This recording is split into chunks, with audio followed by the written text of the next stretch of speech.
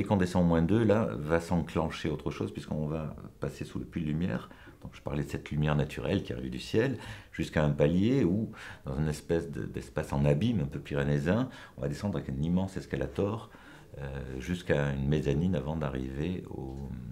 au quai. Et là, l'environnement sera, on sera cerné de béton, texturé, donc avec une présence très très forte de la matière, pour évoquer cette question de la grotte dont je vous parlais, le fait qu'on a évidé la matière et la roche, enfin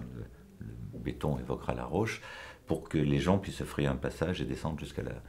mezzanine, avant d'arriver à la gare elle-même,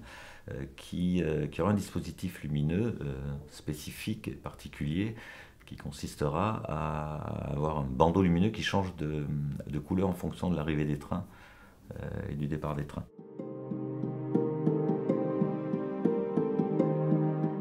La gare de Bagneux, il faut toujours avoir en tête qu'un moyen de transport ou une gare, c'est un vecteur de développement urbain. C'est tout à fait clair, et c'est le cas à Bagneux, puisque une ZAC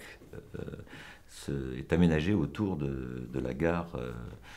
de la ligne 15, la gare de Bagneux, mais avec une spécificité particulière, c'est qu'il y a le prolongement de la ligne 4, et donc il va y avoir une interconnexion au niveau du sol, sur une grande place qui reste aménagée, sur laquelle